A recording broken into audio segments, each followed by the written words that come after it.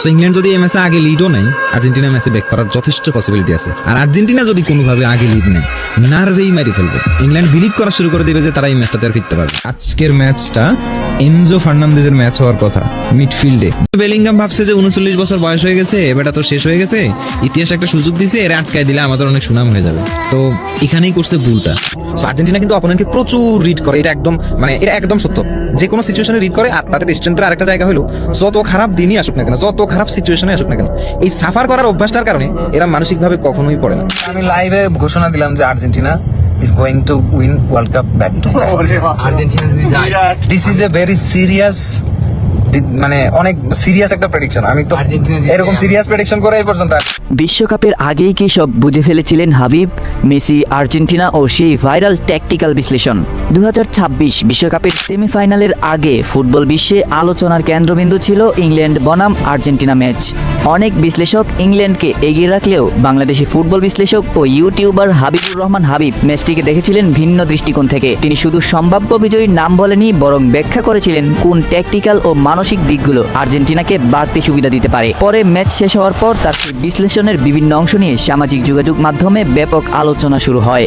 হাবিবের কন্টেন্ট নিয়মিত যারা অনুসরণ করেন তাদের মতে তিনি বিশ্বকাপ শুরু হওয়ার আগেই সম্ভাব্য ফাইনালিস্ট নিয়ে নিজের বিশ্লেষণ প্রকাশ করেছিলেন। তার ট্যাকটিক্যাল বিশ্লেষণে তিনি যুক্তি দেন আর্জেন্টিনা ও স্পেন দুই দলই squad balance, midfield control, match management এবং বড় ম্যাচের মানসিকতার দিক থেকে অন্যতম শক্তিশালী দল। তিনি এটাও বলেন যদি আর্জেন্টিনা নিজেদের পরিকল্পনা ঠিকভাবে বাস্তবায়ন করতে পারে তাহলে লিওনেল মেসির হাতে বিশ্বকাপ ওঠার সম্ভাবনাও উড়িয়ে দেওয়া যায় না। এই বক্তব্য পরে দর্শকদের মধ্যে নতুন করে আলোচনার জন্ম দেয়। সেমিফাইনালের আগে হাবিব একটি বিষয় বিশেষভাবে তুলে ধরেন। তার মতে এই বিশ্বকাপে দুই দলই নিখুঁত ফুটবল খেলেনি, কিন্তু পার্থক্য ছিল ম্যাচ ম্যানেজমেন্টে। তিনি বলেন আর্জেন্টিনা ধারাবাহিকভাবে গোলের সুযোগ তৈরি করতে পারে, চাপের সময়েও ম্যাচের নিয়ন্ত্রণ ধরে রাখতে পারে, প্রয়োজনে খেলার গতি পরিবর্তন করতে পারে। অন্যদিকে ইংল্যান্ডের আক্রমণ ভাগ শক্তিশালী হলেও তাদের আক্রমণ অনেকাংশেই নির্ভর করছে কয়েকজন নির্দিষ্ট খেলোয়াড়ের পারফরমেন্সের উপর। সবচেয়ে আলোচিত অংশ ছিল তার একটি মন্তব্য। সো ইংল্যান্ড যদি এই ম্যাচে আগে লিডও নেয়, আর্জেন্টিনা ম্যাচে ব্যাক করার যথেষ্ট পসিবিলিটি আছে। আর আর্জেন্টিনা যদি কোনোভাবে আগে লিড নেয়, নার্ভেই মারি ফেলবে। ইংল্যান্ড বিলিভ করা শুরু করে দেবে যে তারা এই ম্যাচটাতে আর ফিরতে পারবে। তিনি বলেছিলেন ইংল্যান্ড ম্যাচে আগে গোল করলেও আর্জেন্টিনাকে সহজে থামানো যাবে না। তার ব্যাখ্যা ছিল আর্জেন্টিনা দীর্ঘ সময় ধরে প্রতিপক্ষের উপর চাপ ধরে রাখতে পারে। অন্যদিকে ইংল্যান্ডের প্রগ্রেসিভ ফুটবল মাঝে মাঝে ট্রানজিশন প্রতিপক্ষকে সুযোগ করে দেয়। ম্যাচ শেষ হওয়ার পর সামাজিক যোগাযোগ মাধ্যমে অনেক দর্শক মন্তব্য করেন বাস্তব ম্যাচের কয়েকটি মুহূর্তের সঙ্গে এই বিশ্লেষণের মিল তারা খুঁজে পেয়েছেন।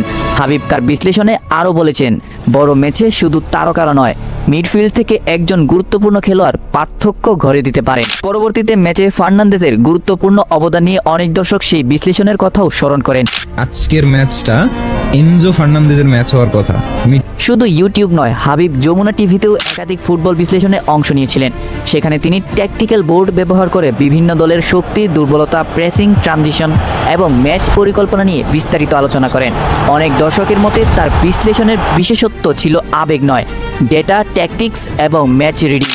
মজার বিষয় হলো অনেকেই জানান হাবিব ব্যক্তিগতভাবে ফ্রান্সকে সমর্থন করেন, তবুও তার বিশ্লেষণে কোনো নির্দিষ্ট দলের প্রতি আবেগের পরিবর্তে ট্যাকটিক্যাল যুক্তিকেই বেশি গুরুত্ব দিতে দেখা যায়।